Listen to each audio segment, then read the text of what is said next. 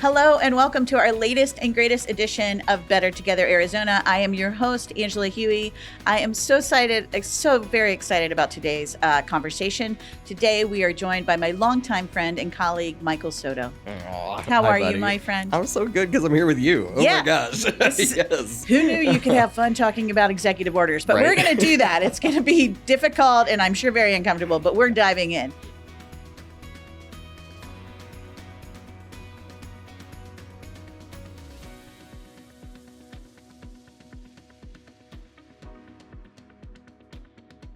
For those of you who may not know, Michael is the president of Equality Arizona, and along with myself, the co-founder of the Equality and Fairness for All Americans Coalition. We're a group of LGBTQ+ business and faith leaders working together to successfully codify non-discrimination protections for all Americans. As you can imagine, we know that we have our work cut out for us in the next few years, to be sure. Yes. Our conversation today is going to focus on the policy impact of the Trump administration, which has been very fast and furious in so many ways. In just two weeks we're in, right? Yeah, not even yet. We're not even quite at the 2-week mark. Yeah. We're also going to talk about the policy landscape at the state level and how we can all work together to push through these headwinds that we are all facing. I love it. Okay, right. That's the overview. Let's dive in. And before we do, Michael, I think it would be really helpful for you just to tell our listeners and viewers like how you got involved in LGBTQ+ advocacy. Oh my gosh. Wow. Okay. We're going way back then. We're going way back. Wow. The way back time machine. Yes, yeah, I like it.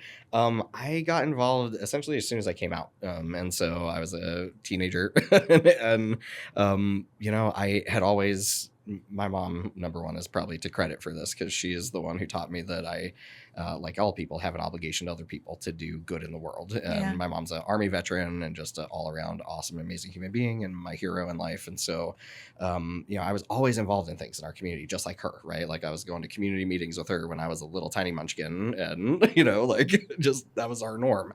And so when I came out, I was like, oh, this is a community clearly that I want to get involved in, especially because the more that I learned, and very quickly when you come out, you back then in the 90s learned, oh, I don't have some rights. Like I can't get married. I can't do this. I can't join, I couldn't join the army. I couldn't do this. I couldn't do that.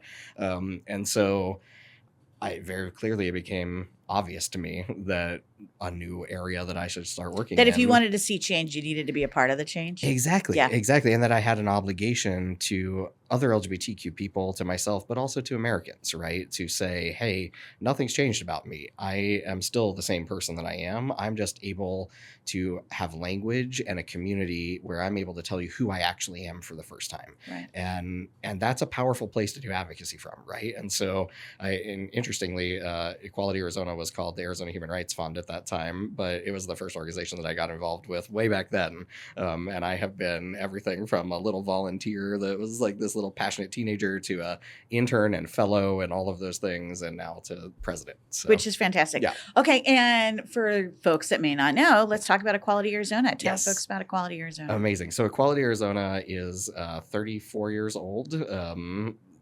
Which is amazing and kind of awesome, and has been around doing advocacy work for the LGBTQ community in Arizona for that long, which is incredible. And so our whole mission is to work for the civil rights of LGBTQ Arizonans. And so we do that at every level of government, from school boards to federal government, right, to Arizona legislature. And so this Equality Arizona has a long track record of doing great policy work for the benefit of LGBTQ people. And essentially what I mean by that is increasing our rights, or making sure, not increasing our rights, that's actually not the right framing, making sure that LGBTQ people have access to their inherent rights.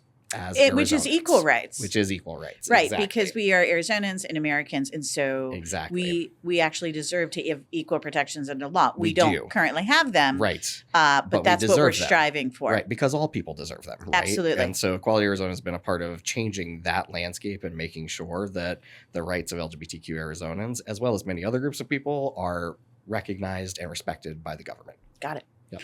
Okay, so you just said the government, Yes. and we have a new administration, a little less than 2 weeks old, Yes. and a new president that Yes. I think has writer's cramp right now because he's been Probably. signing so many executive orders Indeed. really fast and furiously. Yeah. And I think that it would be really helpful Yeah. to explain to people actually what an executive order is. Yes, I think this is such an important place to start because an executive order is a very specific mechanism, and it's actually a management mechanism.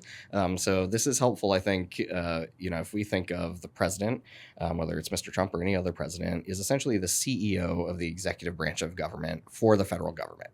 But not the CEO of all branches of government. Exactly, because in this country we have 3 branches of government at the federal level and at state levels, right? So we see this this co-equal governance through these 3 branches throughout the American system of government. Okay. And so the executive government is the mechanism by which laws are supposed to be carried out. And so it doesn't create law, right? The executive branch doesn't make law. So the executive order Right. can manage, Yes. I guess, How a law is implemented, Exactly. right? Yes. But it can't go beyond the existing Exactly. boundaries of Yes, current laws. Exactly. It can't change the law unilaterally, right? It can't change the laws that Congress passes.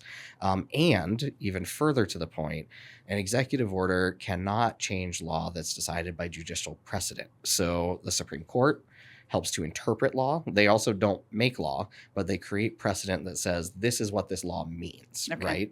And so like Obergefell is a great example, right? Which is the marriage equality case. Exactly. And the Supreme Court found that we have a constitutional right, to marriage equality, that is a fundamental right for the American people. For all people, for all including people. LGBTQ people. And so again, not interracial special couples. and interracial Yep, couples, not yep. special rights. This is Exactly. equal rights. Exactly. And then, so further, you and I were a part of, right? We have the Obergefell decision that interprets existing law and says, Right. wait, this is already the law of the land, quite frankly. And it should be extended to all people. Exactly, throughout the nation, period. Then you and I were a part of ensuring that decision is the law of the land by helping Congress create a new law called the Respect for Marriage Act. Because in the past, there had been things called the Defense of Marriage Act, which defined marriage as between a man and a woman, which was not lawful. So there was the Defense of Marriage Act, but also you had Supreme Court Justice Clarence Right. Thomas, Yep. after the overturning of Roe v. Wade, say, I think we need to take a look at Obergefell as well. Exactly. And so I see the Respect for Marriage Act as a defensive move. 100%, yes. Right? Yeah. And basically what it says is as long as marriage equality is legal in one state, Yes. the 1,138 federal rights and protections Exactly. that are afforded Yeah. in the civic contract that is marriage Yes. to all couples, including same-sex couples, stay, right? Yes. So there could potentially be a rollback of Obergefell, Potentially. hypothetically. But as long as marriage equality is the law of the land in a minimum of one state, Yes. the federal legal protections stay. Exactly. And can we talk about, and because I think this is important, and I'll go back to the executive orders in a minute, but I Right. know people have concerns about marriage equality. Yes. So in the state of Arizona, marriage equality came through the courts. It did. We Yep. have not codified marriage Exactly. legislatively, Right. but a number of states have Yeah. codified marriage legislatively. Mhm. So those states, because they've codified marriage legislatively, Yes. if there were hypothetically a rollback of Obergefell, Right. those marriage protections in those states would still be current. So, Exactly. for example, Sherry and I got married in California. Right. California is one of the states that legislatively have codified marriage equality. Yes. If there were a potential rollback of Obergefell, Mhm. marriage equality would not be the law of the land in Arizona, but a couple could go to California, get married. It would still be legal marriage in Arizona, and the federal Exactly. rights and protections remain. Yes. And that's why exactly. the Respect for Marriage Act was so important. So important. The Respect for Marriage Act, at this threat of Justice Thomas right after Dobbs, essentially saying it was his personal opinion that they should Personal opinions seem to be playing a lot of roles right now. They do, because we're humans, right? And so are elected officials and our judges and all of that. And sometimes people are allowed to let their personal opinion be the thing making decisions, And not personal legal. biases. Yeah, and personal biases, not legal precedent or not what's best for the country. And so we're humans. We all do that, right? And Well, so and I think the whole thing too is we don't all have to agree. I am fine with people that, don't Right. believe in marriage equality. Sure. They don't have to participate in equal marriage Exactly. equality. But they shouldn't be able to say that you can't get married or No. I can't get married. And the beautiful thing of, we're humans and we are flawed as individuals, but our government is actually set up with these co-equal branches to provide checks and balances and to make it hard to discriminate against, especially marginalized groups, right? Vulnerable groups of people, smaller groups of people. And so that's part of the point of making this so that the president can't unilaterally sign an executive order that says LGBT people can't get married anymore, because we have both judicial precedent and codified law.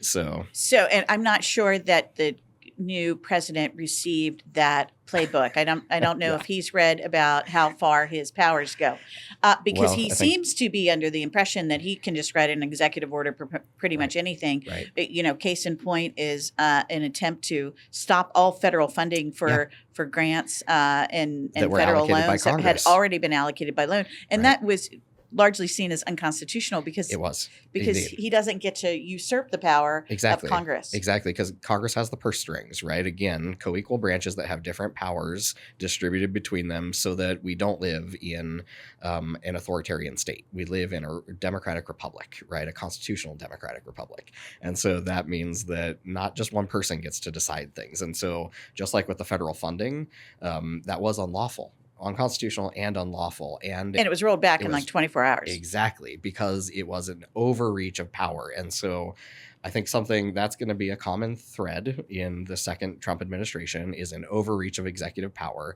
because he does not have the authority granted by the Constitution or the American people to unilaterally decide things like all of these, all this funding that has already been allocated by Congress cannot be distributed. He can't do that. By the way, he also can't do that by telling the American people now they're only male and female as sex, and gender doesn't exist. He can't do that. So let's get into this, right? Because it feels to me like part of the intent here is just chaos and fear and 100%. To have the American public back on their heels, and that he's using the power of the executive order to just kind of really shake down people and really scare folks.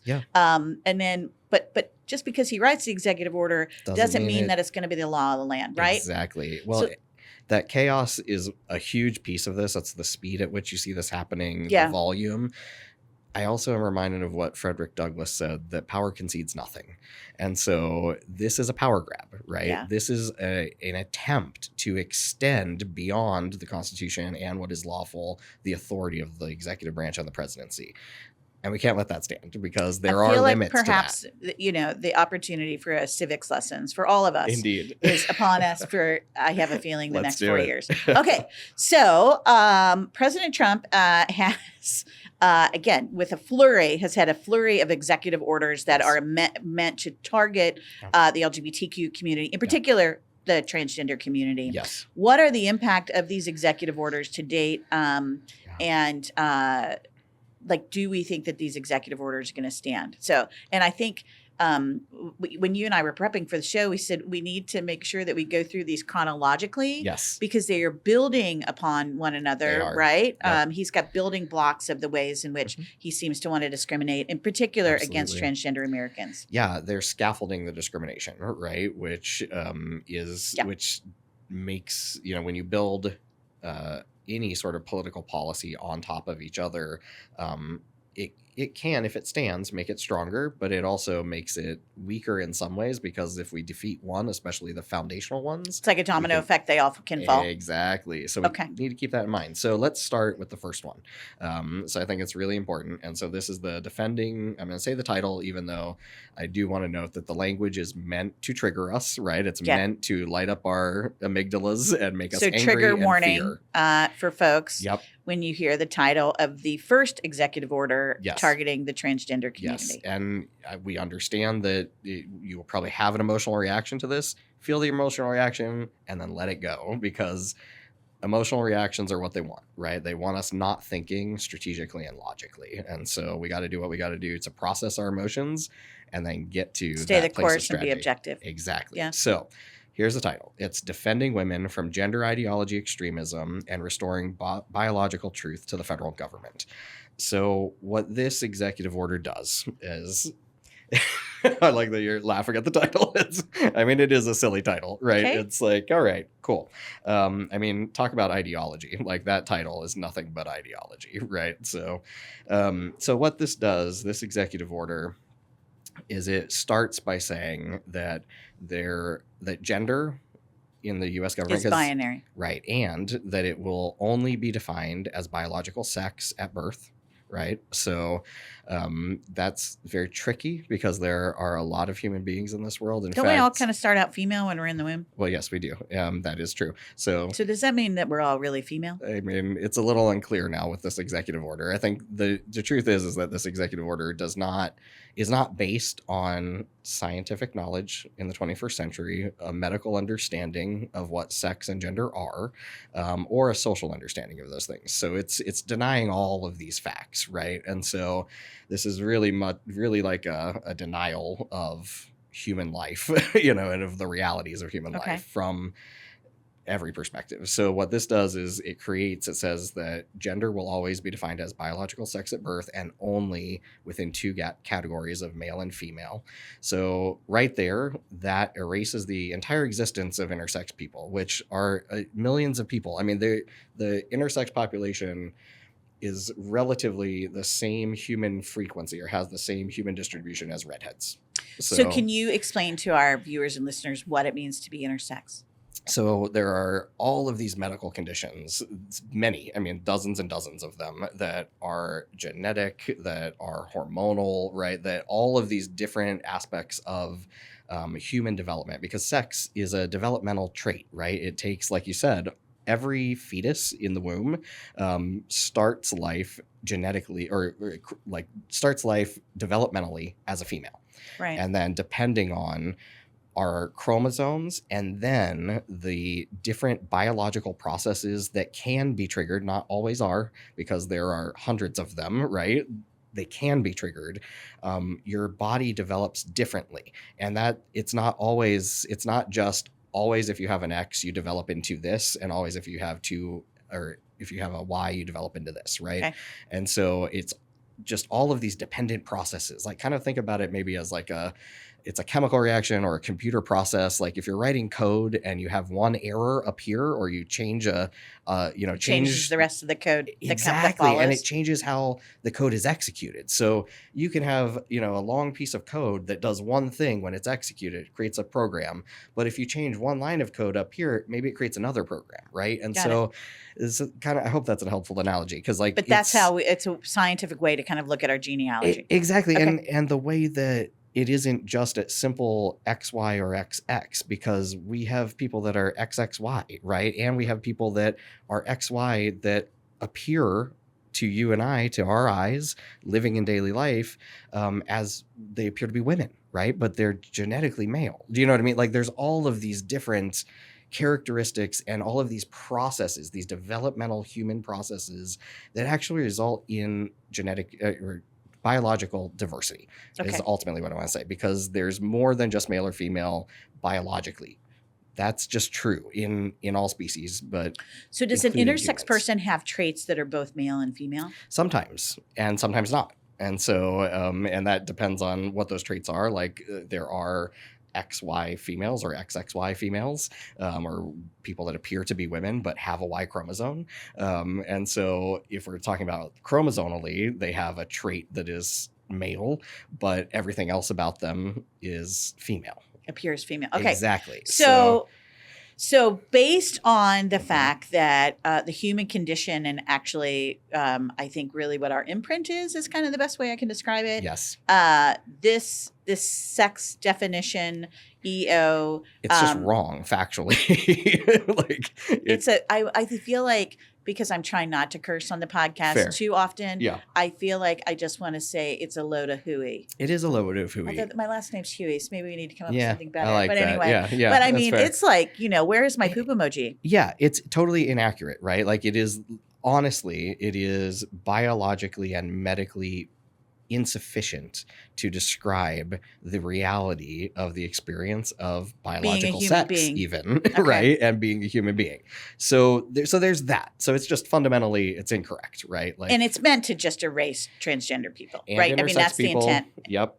And non-binary And folks. non-binary folks. Okay. And furthermore, I want to, so all of these executive orders, they're starting with trans folks, right? They're starting because we're, the shiny object in the room right now. It is, fashionable to discriminate against trans folks in this administration. Exactly. But there are some other things happening in this bill by saying there are only men and women, and that is a unquestionable category. We're going back 100 years to when people said to women, honey, you can't vote. You don't have the intellectual capacity to vote. You're too emotional. Your husband will do that for you, or your father, right? Yeah. Like, we're going back to a mindset that says, well, women are limited genetically, biologically. So this looks like it's going after and targeting the transgender community. Right. But when you read this, you believe that this is targeting half of America, which are people who identify as female. And more than half of the human species that are people that are female. We are the majority. Exactly. This is at its core, the trans people, we're at the top level. We're the immediate target of this. It's the fear. Exactly. But the real goal of this is to say, by the way, we're defining things in a very archaic way that we know in every way, scientifically, socially, legally, is not true at this point. But the real goal of this is to say there are only men and women. And by the way, women are inferior. And we're going to tell you how, and we're going to use everything that we've said about trans people that makes them inferior to justify telling you that women are inferior again. Okay, and I'm so glad that we're talking about this in chronological order, because I all of a sudden I'm looking at the next ban. Yes. Okay, but before we get into the military ban, are there defensive moves that are happening against this executive order? Are there lawsuits that are happening? Yes. Is this going in front of a judicial review board to see if this is legal? Yep. So there is a lawsuit that's challenging. So part of this executive order, this impacts things like federal ID and whether they're accessible to trans people or not. And at this point, that has changed because the Secretary of State issued a directive to his department, the State Department, to say that gender should no longer be the determining category for federal identification documents, but sex in the way that it's defined in this executive order. So in this false way, in this very untrue definition of sex, should now be the foundation for federal documents. And so that means that things like passports, right? If you cannot change your gender from male to female or female to male in a U.S. passport anymore, let alone have an X gender marker. So they are not processing those changes any longer. And explain to our viewers and listeners why a person would need to change. So is it an update? So if you have come out as transgender and you need to update your all of your documents so that they are correctly aligned with you? Yes. Okay, that's why I would change my passport. Or if you're an intersex person who perhaps had a passport at some point in your life and you have discovered that you are an intersex person and need to change your passport to be more reflective of your actual gender as you have developed as a human being, you won't be able to do that at this point. So these are big issues, right? Because it's meant to be restrictive and meant to really, tell trans people that we are less than, right? It's meant to sort of chip away at our access to the rights of citizenship. I kind of go back to what you were saying about women and prior to having the right to vote. And I'm like, okay, all right. Yeah, we've been here before. Keeping this in the back of my mind. Yeah, definitely. So again, are there organizations that are many that are suing and saying we don't think this is lawful? Yes, and one of those was announced yesterday. There's going to be a lawsuit. I think it was filed yesterday or it was filed today, challenging the provisions, the ways that this executive order and the provisions within it change how prisoners, inmates, or people being incarcerated in federal prisons and detention centers, right, and what access they have to medical care or not. So this executive order also changes that. And so it basically says that we won't respect trans people any longer, and we're going to house them in dangerous ways to trans people. And we know that when trans people are not housed appropriately, it puts us in danger. And Right.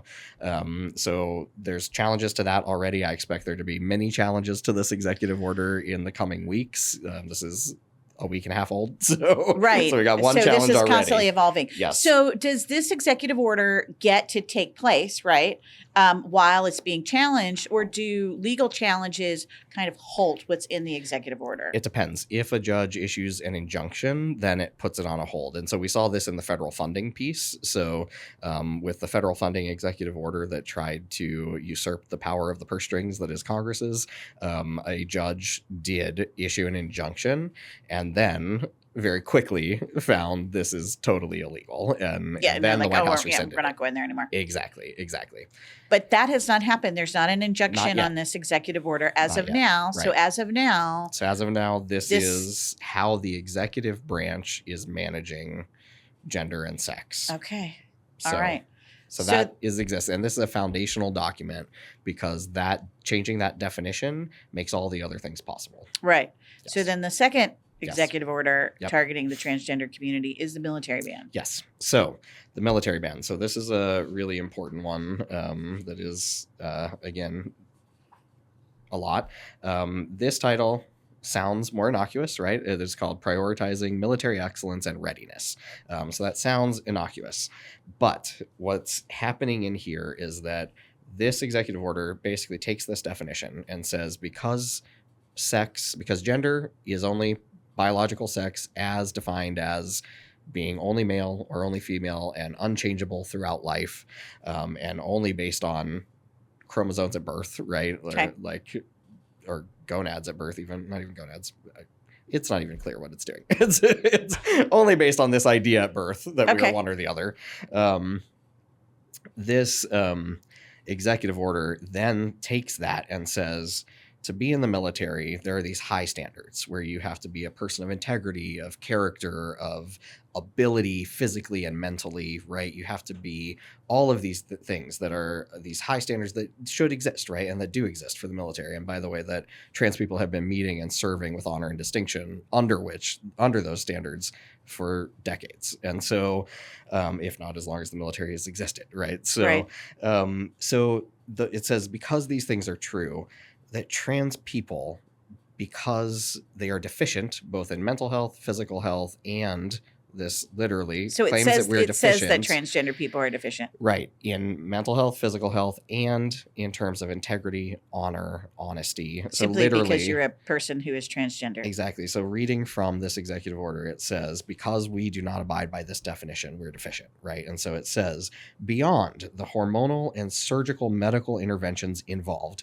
because earlier in the executive order, it says, if you have medical conditions that require lots of treatment, you shouldn't be in the military, essentially, which we know is selectively applied, number one, and not the case. This a complete misunderstanding of what medical care for transgender people is. So beyond the hormonal and surgical medical interventions involved in being transgender, adoption of a gender identity inconsistent with an individual's sex conflicts with a soldier's commitment to an honorable, truthful, and disciplined lifestyle, even in one's personal life.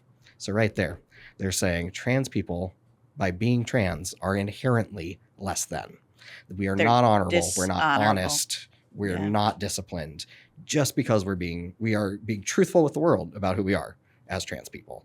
So that's a lot, right? This is a very clear groundwork for saying there's only one way to be not only eligible for service because of medical and mental health standards, but because of moral standards, because of ethical standards. And that also is not a short road and has been used in the past to justify saying women are not sufficient to serve in the armed forces. Well, and the income is Hedgeworth.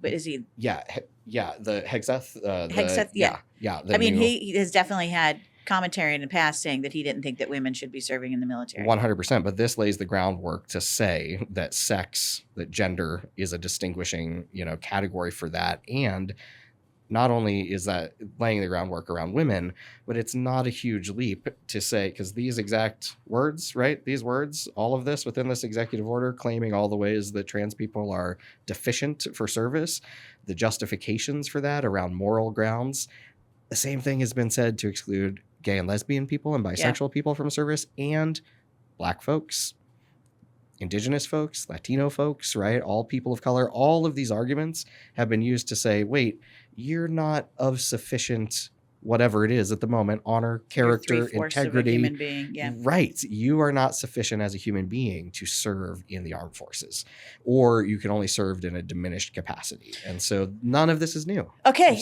We've seen this playbook before. Yep. I want to go back and say that this is building block number 2. And again, while it appears that it has transgender service personnel in its sites, which it clearly does. Yes. You also tend to believe that this is setting up the causal for the removal of potentially women in service. I do. Okay. And potentially other people. I think gay and lesbian people, I think it's setting up a dangerous framework to essentially exclude anyone from service. That's not a male. Yeah. And that they choose to exclude. So, okay. Yeah.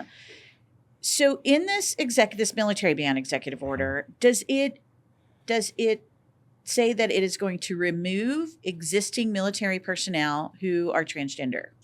So it doesn't say that explicitly, but it does lay the groundwork and opens a window to that happening. What it does is it directs Secretary Hegsworth to, I don't know why I'm having trouble with his last name, to study this and to come back with recommendations. And so there are still 2 routes that could happen. Like, it definitely does open the door to saying, all right, the secretary could come back and say, yep, we need to get rid of all of these deficient people in the armed services who, by the way, have been serving for their entire careers with honor, distinction, and have undergone in great training at the expense of the American taxpayer. Okay, yeah. So, I kind of want to understand this too, because my understanding is there's about 15,000 service personnel that are openly serving that are transgender in the military. Yeah.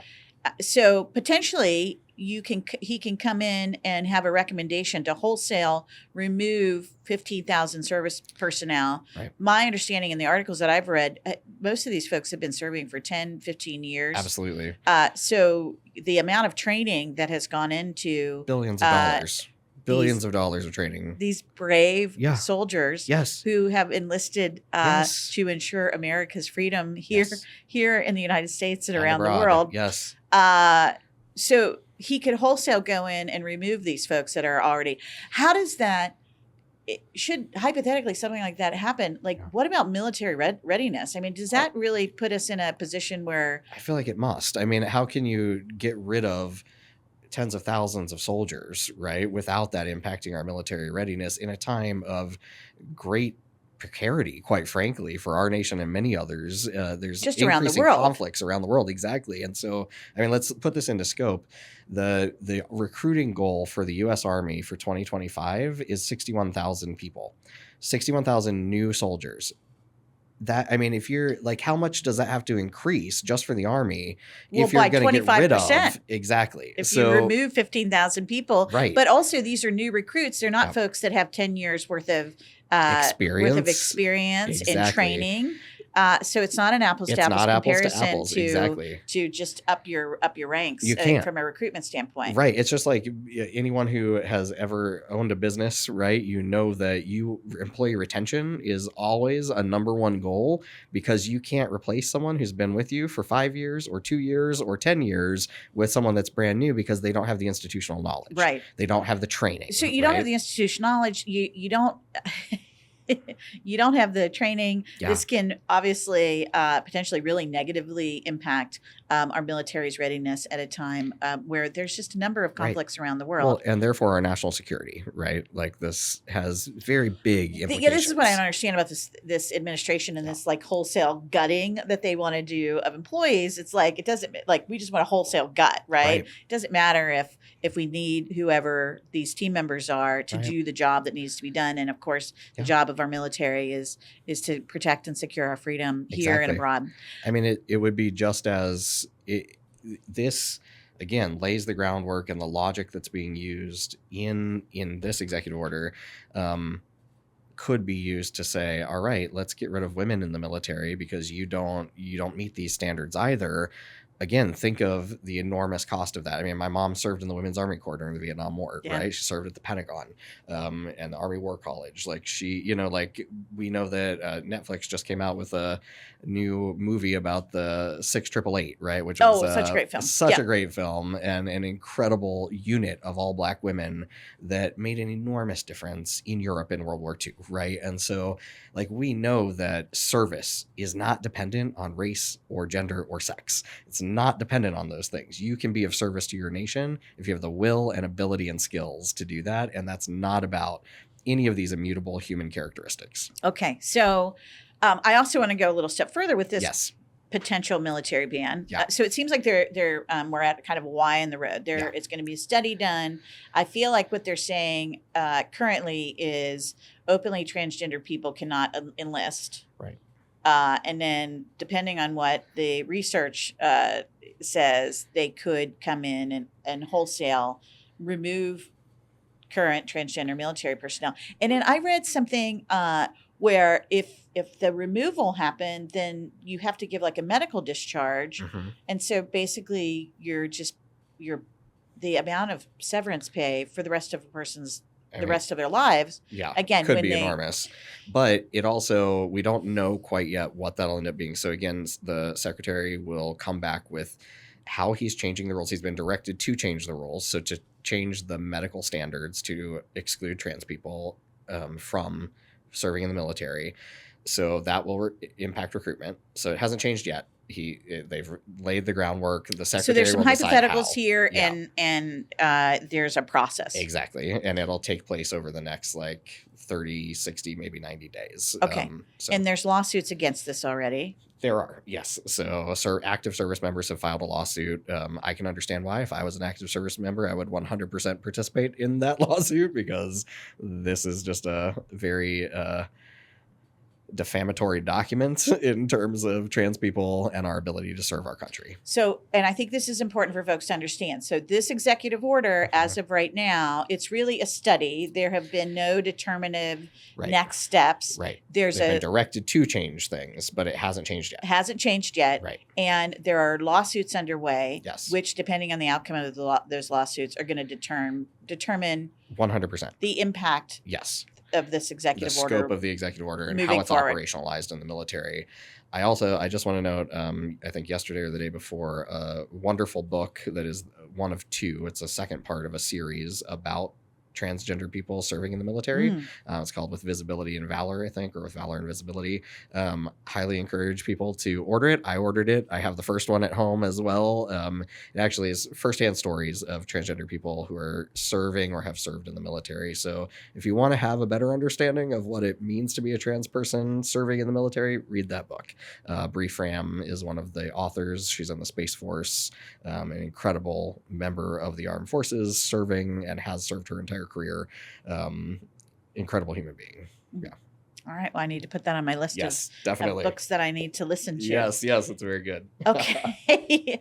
All right. The next executive order. So the third one that comes out that is specifically targeting transgender folks is really about transgender minors, right? Yes, it And is. this is the medical care for minors and young adults. Yes. So this is a newer one. So this came out last week. The first one came out last week on day one. The military ban came out at the beginning of this week.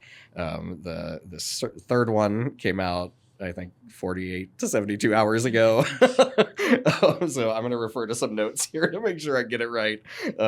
So So this is called, and again, let's just remember the titles are meant to create an emotional reaction. This executive order is called Protecting Children from Chemical and Surgical Mutilation. So, Okay. again, built upon the idea that that gender is only biological sex at birth, that it is unchangeable. That's really key to this executive order existing at all. So that first executive order lays the groundwork to make this one possible. So this executive order, some things that it does, it sets a clear position from the White House and the executive branch that basically the White House, the president, the executive branch views as harmful medical transition, right? So that establishes that. Before you go further, can you talk about what a medical transition is? Yes, that's such a great question because a lot of people don't know. It's being frequently referred to today as like the sex change procedure. So there isn't a sex change procedure, right?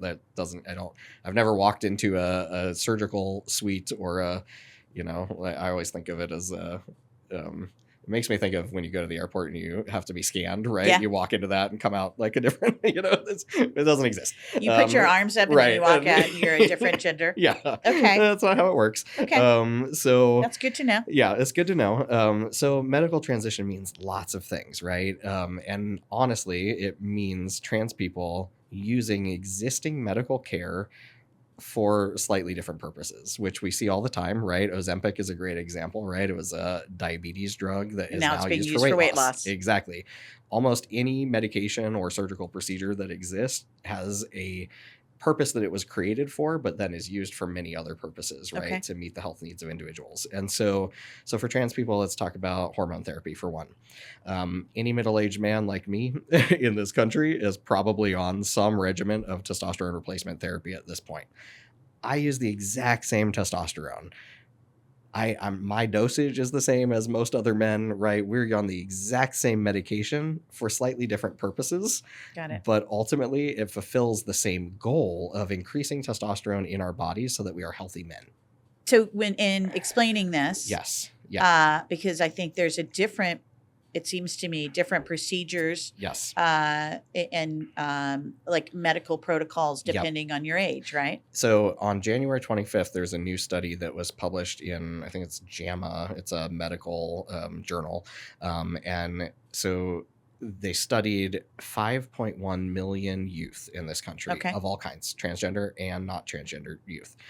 And they were trying to figure out sort of like how many youth, right, actually are diagnosed as trans and then have some sort of gender affirming care. And when you say diagnosis trans is the medical condition is gender dysphoria, right? Right. Yes. Okay. Yeah. And that was the So specific let's start diagnosis. there. Yes. So gender dysphoria. So gender. Yes. Yep.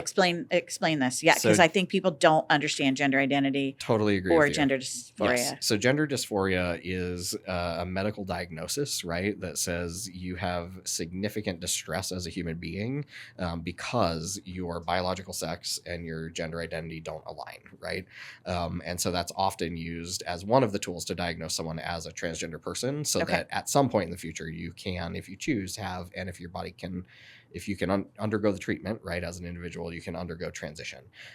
Gender dysphoria also isn't exclusive, though, to trans people. And so, like, there are lots of people that experience some amount of gender dysphoria in their life, but it doesn't mean they're trans, right? Okay. It's not to that level, right? It's the same way with lots of people experience indigestion at different times, right? So there are some people that experience it so intensely that they have to have medical treatment for it, but most of us don't, right? Okay. So gender dysphoria is a medical condition, and there's diagnosis. A medical diagnosis, and there's a certain level that it gets to in order for a person to be transgender. Exactly. And then if you are transgender, you can become eligible after, and I want to be very clear on this, many years of medical support. And that's from mental health support to just planning and understanding of the impact that any medical procedure, just like any doctor walks you through. I mean, I've had my biggest medical interventions have been not trans, by the way, like my thyroid surgery or having my gallbladder having to be taken out, right? Like nobody does surgery on you if they can help it without having only in an emergent situation, right? They talk you through all of the different potential outcomes, all of the impacts it could have on your and life. then you sign a bunch of documents. You do, and you do a bunch of testing, and you do all the things, and you go through all the processes, right? The same is true for any surgery around medical transition. And so, so once you get, right, so this survey of 5.1 million youth found that any medical intervention for youth, whether it's hormones and puberty blockers or anything like that, was less than 0.5% of the youth. So what I'm hearing you say is that transgender kids are a very, very small percentage of. Yes, we are a small percentage, and the percentage of youth that are trans that receive medical care is even smaller. It's way, way small, and that is usually things like puberty blockers, right? Like things that delay puberty for a short time so that families can make a plan, right? That's. Okay, and go back to the title of this again, because it's about mutilation. It is. So it's protecting children from chemical and surgical mutilation. Chemical means prescription drugs, right? Right. So, but what I'm hearing you say in this survey, this medical survey that was done, is a very, very small percentage get any medical treatment other than mental health. Yes. And then of the folks that are under the age of 18 that get medical treatment, it is the majority of these folks. This is puberty blockers. Yeah. Did they address the percentage of people under the age of 18 who have a surgical intervention? They did. I need to look at the exact numbers. I think I'm recalling them correctly. I think for, I think it was one or the other. So one of the numbers was of this 5.1 million young people that they put in this study, those that were diagnosed with with a trans diagnosis, right? Like gender identity disorder. It was then, I think it was 0.017% received, right? Like, I mean, this is a tiny percentage. It was pretty small. Yeah, it was like really, really small. Of like, I think that one. I don't remember if that was surgery or the hormones and puberty blockers. The other percentage was 0.034%. Okay. So both of these are minuscule amounts of people. And I think that this is really important because I think with the news and with social media and algorithms, it can feel like we're surrounded and you've got an executive order that has some, very strong language. Strong language is a good way to put it. Yeah. That I think is meant to incite fear. It is. I feel like the narrative out there is kids are lining up and they're to have medical procedures, and they're being given those procedures and are being willy-nilly. Yeah. And so that's not the truth. It just that we need to really myth bust around this and understand it. So we have a K through 12 sports ban in the state of Arizona. We do. That former Governor Ducey signed into law a couple of years ago. Yeah. But I remember prior to that, I never knew that I was going to become so knowledgeable about interscholastic sports. And so we have the Arizona Interscholastic Sports Association here in Arizona. And what I learned is there's like 170,000 kids that play K through 12 sports on an annual basis. Yep. And the AIA had for some time, several years, I believe, 5 or 6 years, had a policy in place around transgender kids playing sports, and there were certain metrics that had to be met in order for a transgender kid to play interscholastic sports at K through 12. And I don't remember the exact numbers, but it was something like 6 kids had gone in front of the AIA, or 8 kids had gone in front of the AIA, and 6 had passed like the protocols that they needed to pass. Yep. And 2 hadn't. So number one, or 12 years, several years, right? Yeah. But I think when you did the math, it was kind of like in this period of time, you have 1 million kids playing K through 12 sports, and this policy has allowed 6 kids to play K through 12 sports who happen to be transgender. Yes. So that is not the narrative nationally. No. It is not the narrative, I think, here in Arizona either. What so often occurs to me, and you and I talk about this, I feel like almost daily, is that people do not understand gender identity. They don't. They don't understand what the definition of transgender is. Exactly. And there's a false narrative out there in the media and with an executive order such as this, which is, I think, meant to incite fear and division, and really have our LGBTQ plus community, in particular, our trans youth, back on their heels, and to be treated. I look at the military ban. I look at the definitions.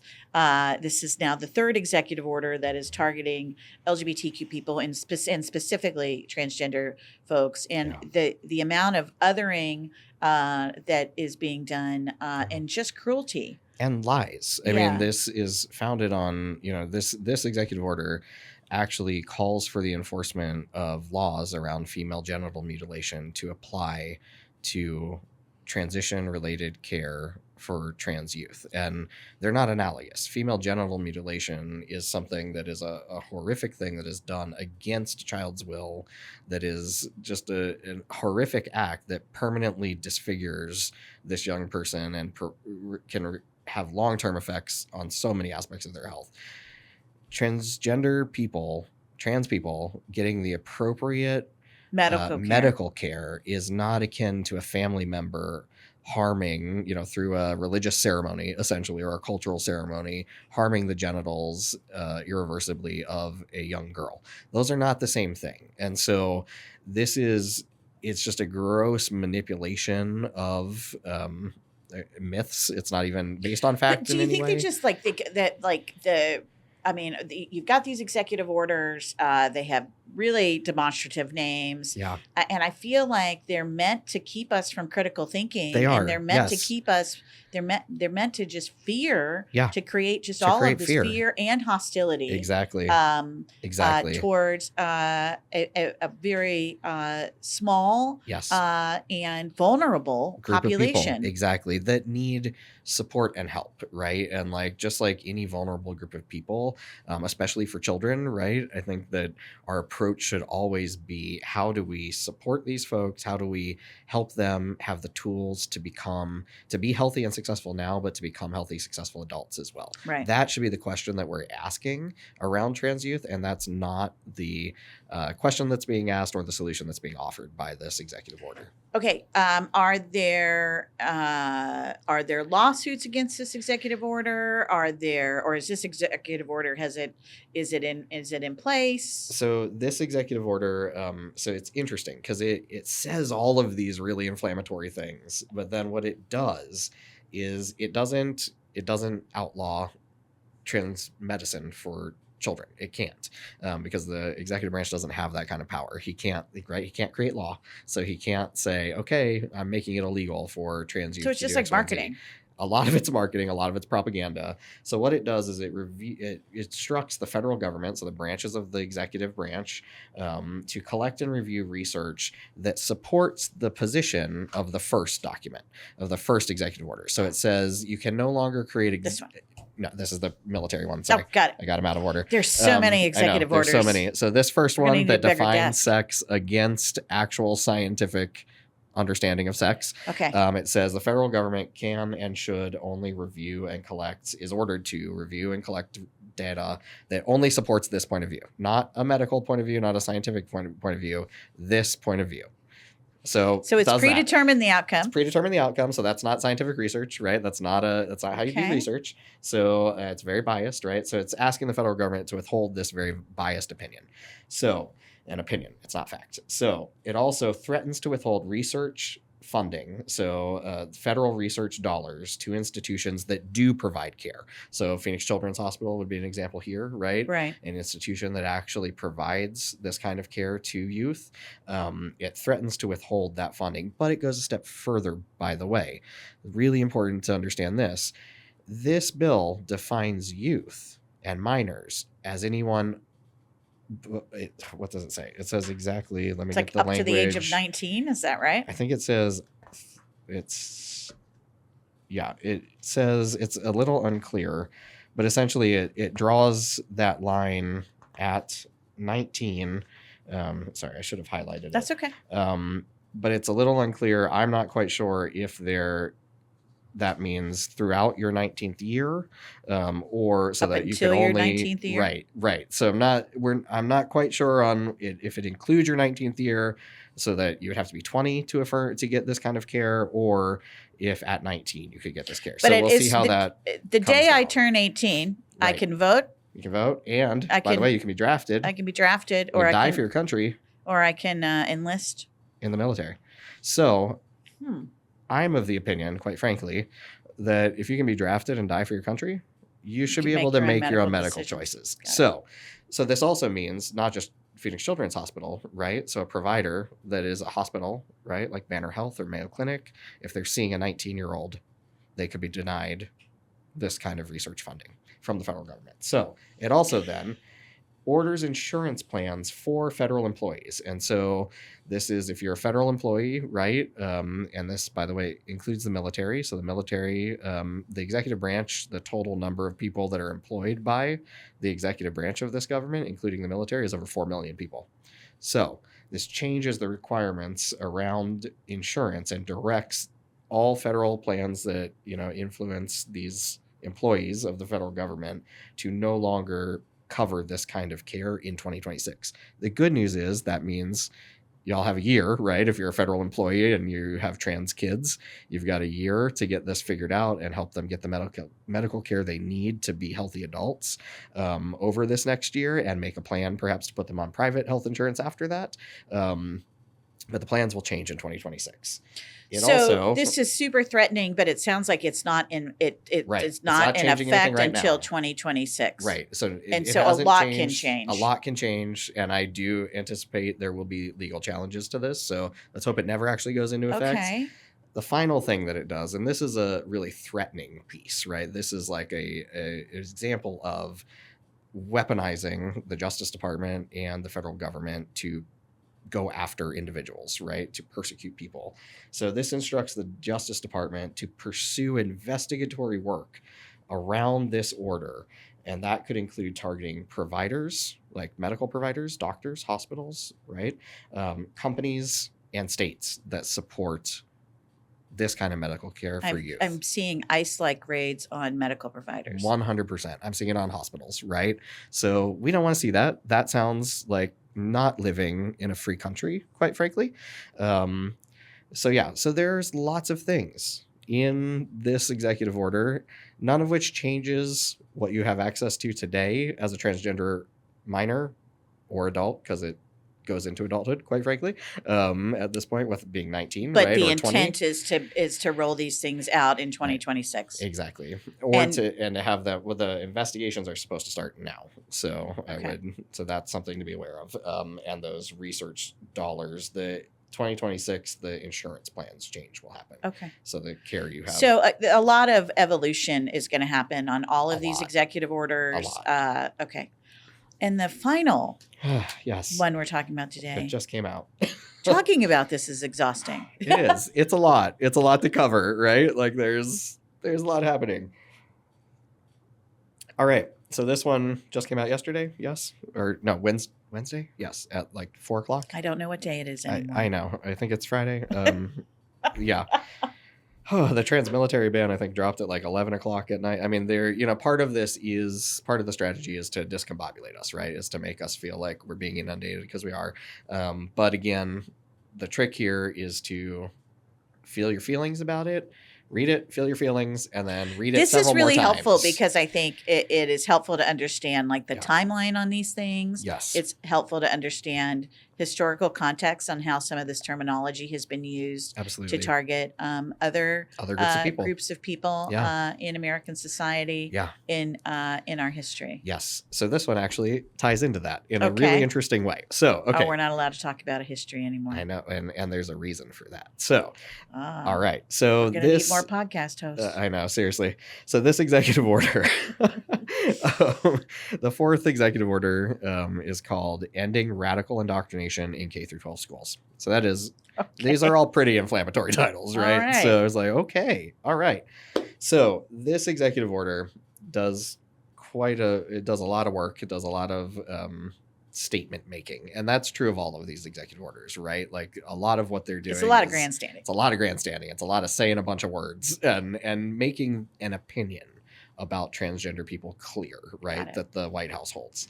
And quite honestly, not just the White House, because let's also remember these executive orders weren't written by Mr. Trump himself. They were actually written by right-wing think tanks, right? And legal Project firms. 2025. Project 2025. You can see all of these Their in Project fingerprints 25. are all over this. They are. So, okay. So this fourth executive order, so what it does is it starts with a claim that our schools have essentially been indoctrinated by radical anti-American ideologies that also deliberately block parental rights. So that's a really big claim.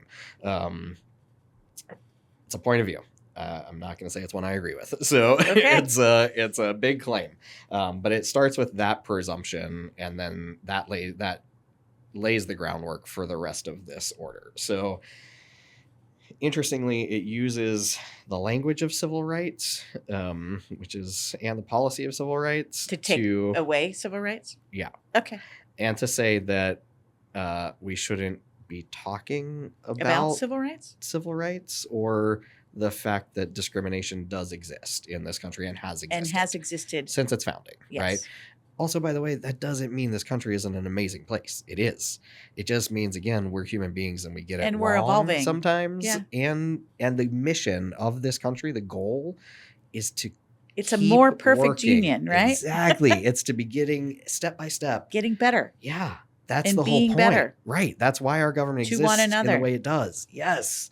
Okay. So our founding fathers didn't believe they knew everything, which is really interesting because there are people today that want us to think that they did. But they actually created a government that was able to grow and change over time. So when we had a better understanding of things, because they knew that they were not perfect. They didn't know everything. They didn't know how to solve some big issues, but they wanted to make it possible for the American people to do that later. So this bill uses this language of civil rights to deny civil rights and to deny a history of discrimination and unequal treatment under the law in this country, and to say that you shouldn't talk about that or teach about that in schools, which is really interesting because, again, remember, these other executive orders, they're targeting trans people right now, but they're laying a groundwork to be able to go back 100 years or more and be able to say, oh yeah, well, trans people were deficient, but so are gay and lesbian people, and by the way, so are women, and so are people of color. Like, they're using the exact same language that was used during the Jim Crow era to say that Black people were not capable of voting, right? To justify discrimination, or not capable of any number of things, right? Serving in the military, not capable of all of, being fully human ultimately. We're not fully in the midst human. of all of these things dropping, we have this anti-DEI rhetoric. It's exactly. It all builds upon each other. It certainly does. Right? It's building. It is these executive orders, ironically, including the anti-DEI ones and the legislation that came before them that laid the groundwork for these in states like ours, are an ideology. They are a very specific point of view that says, by the way, the social progress, this legal process that is the foundation of our country, and it has created greater access to protect equal rights, right, and equal protection under the law and equal opportunity is bad. So that's the ideology that these are promulgating at the end of the day. And so this executive order then, so it does all these things, right? So it's getting here. It's ultimately saying that in our schools, teaching anything but America is great, unquestionably. America is, perfect. America has moved forward endlessly and will continue to, right? Which these things just aren't factually true, right? Social progress takes time. We go backwards and forwards. We're in a backwards moment right now, right? And so it just is denying of reality, but it's making it so that it's saying teachers shouldn't be able to teach the reality that slavery existed and was bad. And by the way, this goes back to, I will never forget this. My mom grew up in Appalachia, right? She grew up in West Virginia.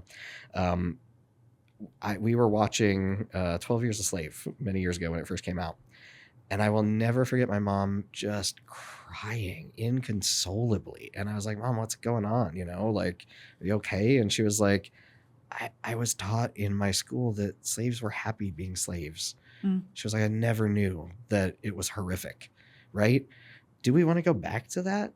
Do we want children believing that? I don't. It's not true. No. Right? And this executive order instructs that kind of instruction, right? It says you have to teach kids those kinds of lies, which is just morally and ethically untenable as an American for me. So it does all of that. And then, by the way, it's very interestingly, literally in the paragraphs where it's talking about teaching about patriotism and American history, right? That we have to, we need to teach the concept that the celebration of America's greatness and history is proper, right? Literally, the line after that says social transition. I can't make this up. In the section talking about how we need to only in our schools teach patriotism, essentially, it ends that section with a paragraph that starts with the words social transition, meaning the process of adopting a gender identity different from your biological sex at birth, and supporting that essentially is no longer allowed in our K through 12 schools. That's how that ends, and there's a reason for that. I know it seems weird, and I was taken off guard when I read that. I was like, "Whoa, where did that come from?" Like sideswiped, I was like, "I didn't expect that." We're great. Our country's great. We can only talk about it in that way. And we need to make sure that transgender kids aren't supported in the schools and can't socially transition. Yeah. Not just can't medically transition. It says that in a different section. Transition. Teachers can't, by the way, children aren't medically transitioning in our schools. That doesn't happen. You can't go to a school nurse to medically transition. It does say that in here that you can't do that. Oh my goodness.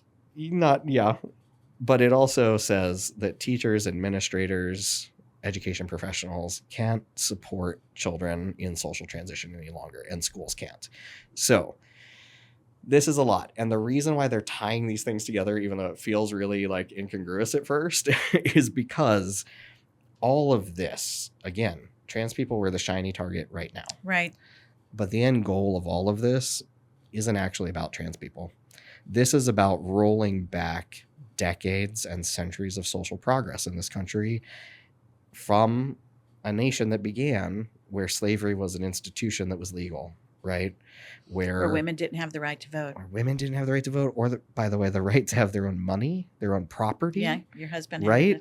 Your children didn't belong to you if you birthed them. They weren't yours. You had no legal rights, right? We're trying to go back way further than trans people. We're the method at this moment to lay the groundwork. This is the opening to the regression of America's social progress. Our progress as a nation for understanding who is an American, who can be a citizen with and when full you say equal who, I was going to say rights. Full and equal protections. That's the piece, right? That is the piece. Yes. You may live in America, you may be an American citizen. Yep. But this is an attempt to dictate who has full and equal status. Exactly. And by the way, there was a paired executive order that was about school funding that essentially does what we do here in Arizona around, we call it school choice. Essentially, this idea that